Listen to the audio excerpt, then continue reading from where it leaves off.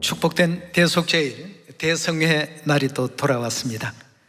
하나님의 대속의 크신 은혜가 우리 시원의 모든 가족들에게 다 전해지기를 바라겠습니다. 절기 축복 많이 받으세요. 오늘 오전 시간에 이어서 오후 시간도 하나님의 대속의 크신 은혜와 우리 죄를 또 용서하신 하나님의 가히 없는 사랑에 대해서 함께 또 생각해 보시면서 초대교회 신앙이 어떤 믿음 가운데서 그렇게 또 자라났는가? 결론은 바로 그리스도의 십자가의 그 희생에 대한 온전한 깨달음이 이루어졌을 때 초대교회 복음에 큰 부흥의 역사가 일어났다는 것을 다시 한번 오늘 살펴보는 시간 갖도록 하겠습니다. 오늘의 말씀의 제목은 누가 우리를 그리스도의 사랑에서 끊으리요? 로마서 8장 다 같이 한번 열어보도록 하겠습니다. 그리스도의 십자가의 그 크신 사랑과 희생을 또 깨달은 바울이 로마에 있는 성도들에게 그리스도의 사랑에서 그 어떤 피조물이라도 우리를 끊을 수 없다는 사실을 아주 강력히 설명하는 그 장면을 33절에서 알아보도록 합시다. 로마서 8장 33절입니다. 누가 능히 하나님의 택하신 자들을 송사하리요? 의롭다 하신 이는 하나님이시니 누가 정죄하리요? 죽으실 뿐 아니라 다시 살아나신 이는 그리스도 예수시니 그는 하나님 우편에 계신 자요 우리 위하여 간구하시는 자시니라. 누가 우리를 그리스도의 사랑에서 끊으리요? 환난이나 곤고나 핍박이나 기근이나 적신이나 위험이나 칼이랴. 기록된 바 우리가 종일 주를 위하여 죽임을 당케 되며 토살할 양같이 여김을 받았나이다 함과 같으니라. 그러나 이 모든 일에 우리를 사랑하시는 이로 말미암아 우리가 넉넉히 이기나니라. 내가 확신하노니 사망이나 생명이나 천사들이나 권세자들이나 현재일이나 장래일이나 능력이나 높음이나 기쁨이나 다른 아무 피조물이라도 우리를 우리 주 그리스도 예수 안에 있는 하나님의 사랑에서 끊을 수 없으리라 구했습니다. 우리를 그리스도 예수 안에 있는 하나님의 사랑에서 결단코 이 세상 피조물들로서는 끊을 수 없다라는 이와 같은 믿음의 신앙적 고백을 이 로마인들에게 편지를 쓰는 가운데 사도 바울은 이러한 내용을 또 전하게 되었습니다. 그럼 이 당시에 초대교회 성도들은 그리스도의 그 십자가의 희생이 얼마나 자신들에게 큰 의미가 있는 일인가를 잘 알았기 때문에 로마 나라의 수많은 그 핍박과 또 방해와 또 회방 속에서도 끝까지 굳건하게 믿음을 지킬 수 있었지 않겠습니까? 그럼 초대교회 당시의 사도들의 믿음의 그 정신을 통해서 십자가에서 피 흘려주신 하나님의 고결하신 그 사랑을 깨달은 사람들은 어떤 믿음의 길들을 걸었는지 우리 사도행전 20장 다 같이 한번 열어보도록 합시다. 20장 22절의 말씀 보시면 보라 이제 나는 심령의 매임을 받아 예루살렘으로 가는데 거기서 무슨 일을 만날는지 알지 못하노라. 오직 성령이 각 성에서 내게 증가하여 결박과 환난이 나를 기다린다 하시니, 결박과 환난이 나를 기다린다라고 하는 이런 상황 속에서도 굴하지 아니하고 복음의 말씀을 전하러 갔습니다. 24절입니다. 나의 달려갈 길과 주 예수께 받은 사명 곧 하나님의 은혜의 복음을 증거하는 일을 마치려 하면은 나의 생명을 조금 더 귀한 것으로 여기지 아니하였노라고 했습니다. 초대교회 성도들은 어떻게 이런 믿음을 가졌을까? 이런 믿음을 가진 배경과 동기가 무엇이었는가를 우리가 알아야 되겠습니다. 21장으로 또 넘어가 보겠습니다. 21장 10절의 말씀 보시면 여러 날이 있더니 한 선지자 아가보라 하는 이가 유대로부터 내려와 우리에게 와서 바울의 띠를 가져다가 자기의 수족을 잡아매고 말하기를 성령이 말씀하시되 예루살렘에서 유대인들이 이같이 이 띠임자를 결박하여 이방인의 손에 넘겨주리라 하거늘 우리가 그 말을 듣고 그곳 사람들로 더불어 바울에게 예루살렘으로 올라가지 말라 권하니 바울이 대답하되 너희가 어찌하여 울어 내 마음을 상하게 하느냐 나는 주 예수의 이름을 위하여 결박받을 뿐 아니라 예루살렘에서 죽을 것도 각오하였노라 하고 했습니다. 자, 여기 20장의 말씀과 21장의 말씀 두 내용을 통해서 초대교회 성도들은 어떤 신앙 자세를 가지고 그리스도의 그 사명을 받들고 있었는지 거기에 대한 내용을 일부 우리가 확인할 수가 있습니다. 초대교회 당시의 성도들은 이런 믿음의 정신들이 과연 어디서 나왔을까? 이 믿음의 정신이 나온 배경이 있지 않겠습니까? 그냥 단순히 남들이 이렇게 하니까 나도 그렇게 한다. 그것은 오래 가지를 못합니다. 그러나 초대교회 성도들은 하나님의 그 희생에 대한 것을 온전히 이해를 했고 깨달았습니다. 우리의 죄를 대속하기 위하여 하늘의 보좌를 버리시고 영광도 버리시고 이 땅까지 오셔서 십자가의 수욕을 받으시기까지 능히 그리 아니하실 수도 있지만 그런 길을 스스로 이렇게 택하신 것은 결국 우리를 살리기 위해서 그 같은 삶을 사신 하나님의 그 크신 은혜가 계셨다는 것을 이해하고 깨닫고 나니까 세상을 구원하는 그리스도의 사역에 동참하는 일에 있어서 그 어떤 고난도 초대교회 성도들의 그 믿음을 끄트릴 수가 없었던 내용이 됐던 것이죠. 희롱도 받고 옥에 갇히기도 하고 결박도 당하고 돌로 침을 당하기도 하고 시험과 칼에 죽임을 당하기도 하고 또 양과 염소의 그 가죽을 입혀서 로마의 그 원형극장 같은 그런 곳에 사자의 밥이 되기도 하고 인간 초태라 해서 사람을 장대 위에 매달아서 발에서부터 기름을 붓고 온몸을 그 불태우는 등등의 온갖 그 악행을 받았지만 그런 것이 조금도 초대교회 성도들의 그 믿음을 중단시킬 수가 없었습니다. 그런 그 모든 이면의 이유는 그리스도의 대속의 크신 은혜를 완전히 이해해버렸고 온전히 깨달았기 때문에 깨달음 속에서 나온 믿음은 이런 일을 가능하게 만듭니다. 그러나 인위적으로 만들어진 믿음은 오래 갈 수가 없습니다. 하나님의 사랑을 그래서 먼저 이해하고 깨닫는 우리가 되어야 되겠죠. 우리 히브리서 12장 1절의 말씀 연이어 보도록 합시다. 이러므로 우리에게 구름같이 둘러싼 허다한 정인들이 있으니 모든 무거운 것과 얽매이기 쉬운 죄를 벗어버리고 인내로서 우리 앞에 당한 경주를 경주하며 믿음의 주요 또 온전케 하신 이인 예수를 바라보자.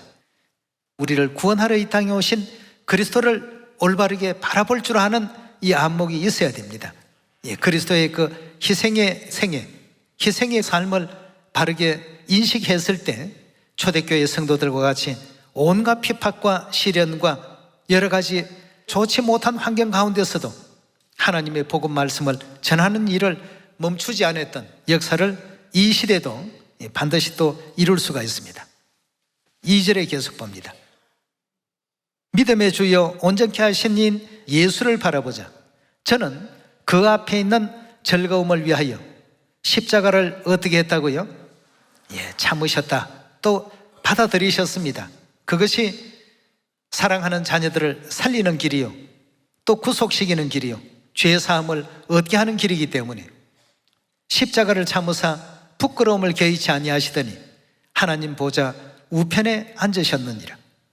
너희가 피곤하여 낙심치 않기 위하여 죄인들의 이같이 자기에게 거역한 일을 참으신 자를 생각하라. 너희가 죄와 싸우되 아직 피 흘리기까지 대항치 아니하고 또 아들들의 권하는 것 같이 너희에게 권면하신 말씀을 잊었도다. 일러스되 내 아들아 주의 징계하심을 경히 여기지 말고 그에게 꾸지람 받을 때 낙심하지 말라 하고 했습니다. 여기에 이제 지금 주신 그리스도의 그 모든 희생의 내용들을 우리 모든 인류 인생들이 올바르게 이해만 하게 된다면 우리 앞에 당한 모든 일들은 결코 고난이 고난일 수가 없고 핍박이 핍박일 수가 없고 환난이 환난이라고 말할 수가 없는 것입니다.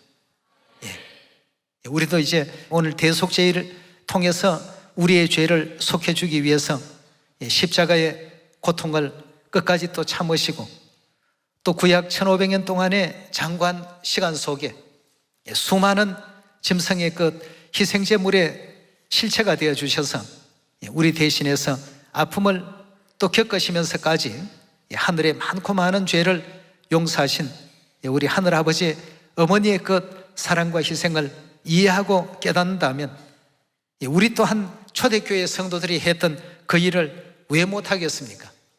또 초대교회 성도들의 믿음을 왜 우리가 갖지 못하겠습니까? 그러나 단지 생각 속의 믿음, 문자를 통해서 나오는 가상적인 어떤 상황을 가지고 자신의 어떤 믿음을 키우려고 한다면 그건 이제 실상황과 부닥치면 그 믿음들이 다 깨어져 버리고 마는 것입니다. 그래서 이 초대교회 당시의 성도들은 이 그리스도의 고난에 참여하는 것을 굉장히 큰 자랑으로 여겼고 이 신앙에 있어서 큰 영광으로 생각했습니다.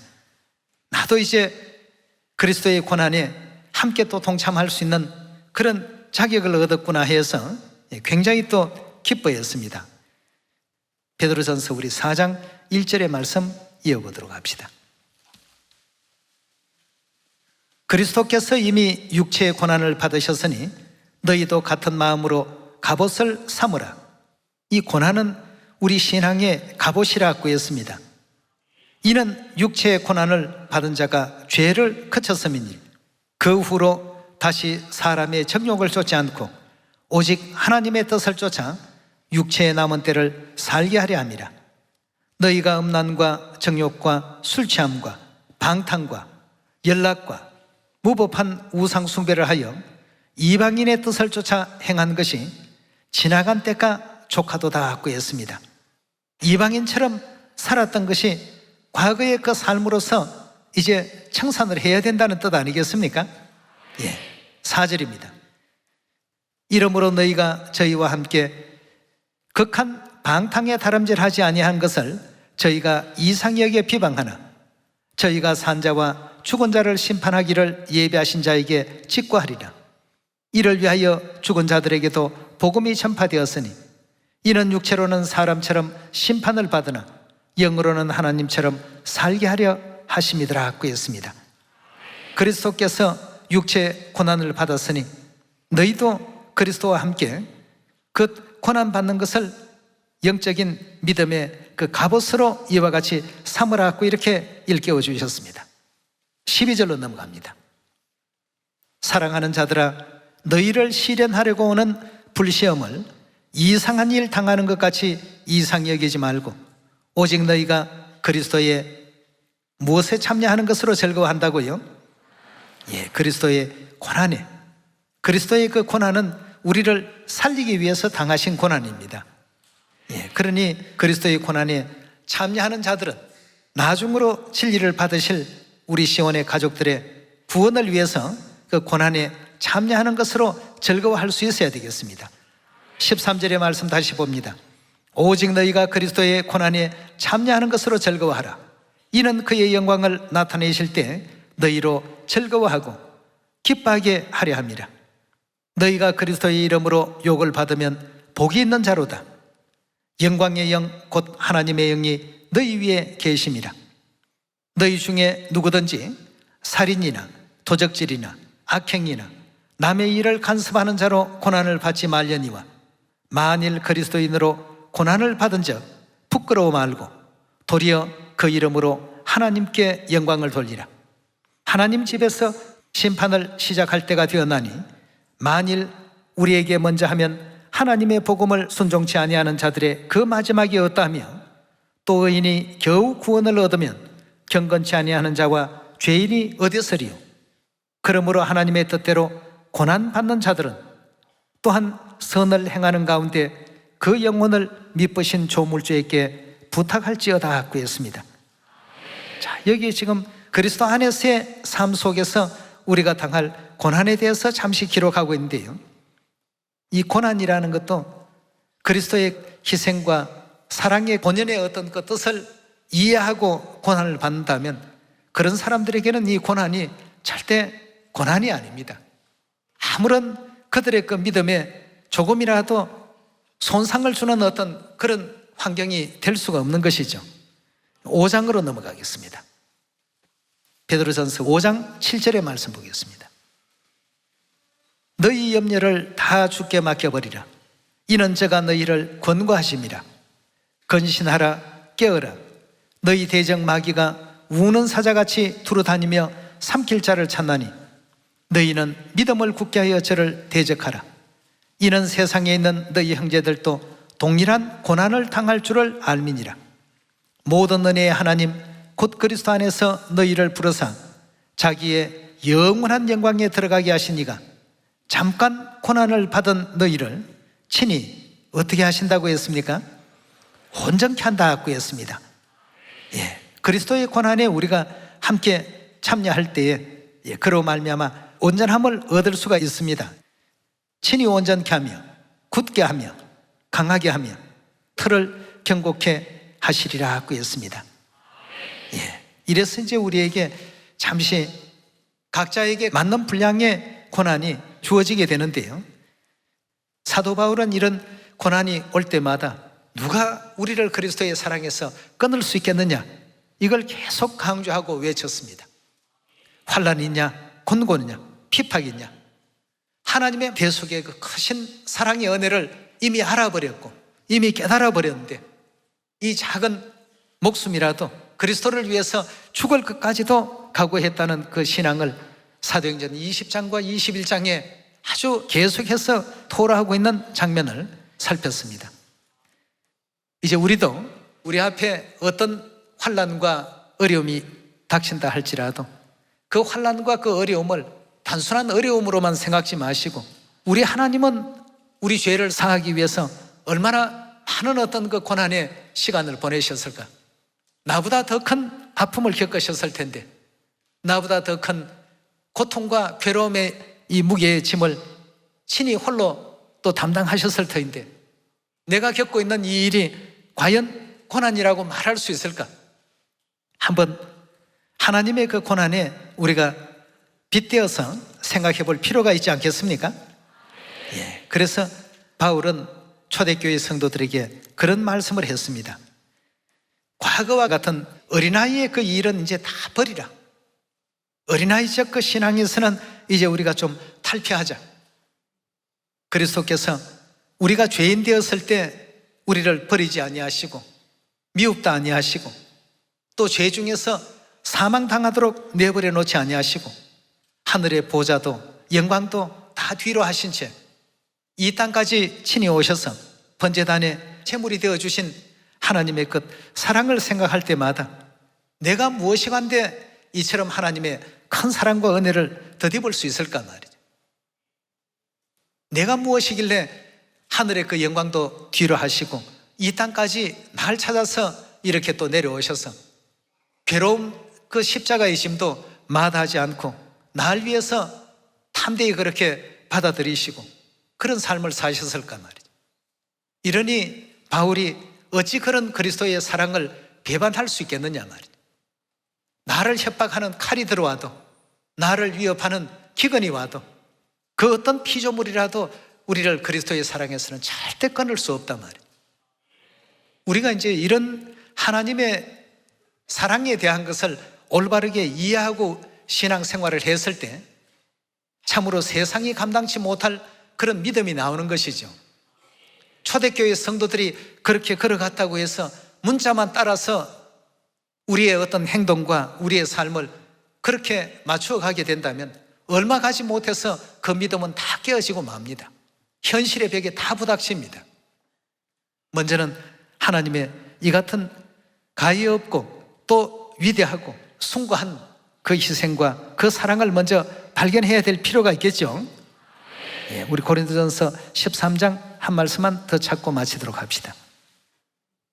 오늘 이 대속죄일에 우리 죄를 대속하기 위해서 겪으신 하나님의 그 아픔과 슬픔과 괴로움과 그 고통의 모든 그 역사를 우리 신앙이 흐트러질 때마다 그런 내용 속에서 다시 한번 또 찾으시고 부분적으로 알고 또 연약하고 어릴 적의 어떤 그 신앙과 같이 그런 데서 흐트러지지 말고 누가 과히 우리를 그리스도의 사랑에서 끊을 수 있겠느냐 하는 이런 믿음의 마음을 가지고 마지막 세계 복음을 또 완성시키는 우리 시온 자녀들이 다 되셔야 되겠습니다. 13장 9절의 말씀 봅니다. 우리가 부분적으로 알고 부분적으로 예언하니 온전한 것이 올 때에는 부분적으로 하던 것이 패하리라.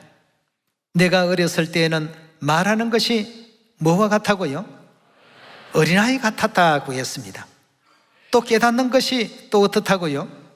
어린아이 같고 생각하는 것도요 어린아이 같아가 이제 장성한 사람이 되어서는 어린아이의 일을 어떻게 해야 됩니까? 다 버렸다고 했습니다.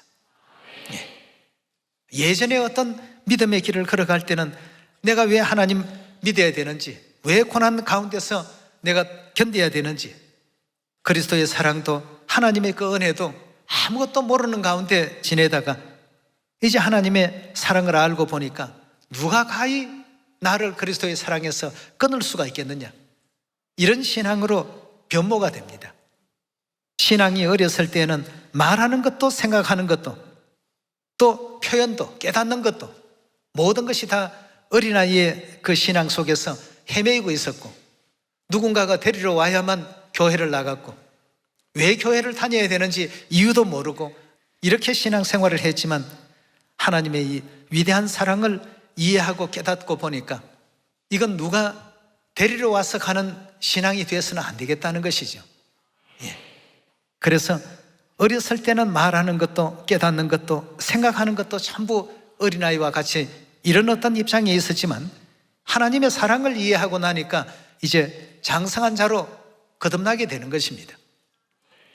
그 마음을 가지고, 하나님의 사랑의 마음을 가지고 우리가 복음도 해야 되고 형제 자매들도 돌봐야 되고 이렇게 될 때는 피곤하지가 않습니다. 그런 어떤 마음 가운데는 피곤이 없지만 그렇지 않는 가운데서 돌보거나 또 복음 일을 하게 된다면 발이 천근만근이고 무겁기 그지없습니다. 남들이 하는 어떤 내용을 흉내내는 그런 어떤 신앙을 살아가려고 하니까 힘들 수밖에 없는 것이죠. 오늘 여러분과 저는 이 대속제일 거룩한 또 절기를 통해서 하나님께서 우리 위해서 허락해 주신 위대하신 그 사랑을 다시 한번 마음에 깊이 또 아로 새기시고, 우리 위해서 속죄의 희생제물이 되어주시고, 우리 위해서 하늘의 영광 보좌도 다 비우시고, 수만 가지 죄만 지었던 우리 하늘 자녀들에게 이 같은 은혜를 베풀어 주신 아버지를 위해서, 어머니를 위해서 우리가 할 일이 과연 무엇이 있을까? 하나님께서 인류의 어떤 회개를 바라신다고 하셨으니까 인류를 회개시키는 일에 죄인의 한 사람으로 또 회개한 사람으로서 나 아닌 또 다른 영혼도 회개시키는 일에 마음과 뜻과 정성을 다할 수 있는 여러분과 제가 다 되기를 바라겠습니다. 대속제일 말씀 이것으로 또 마치도록 하겠습니다. 감사합니다.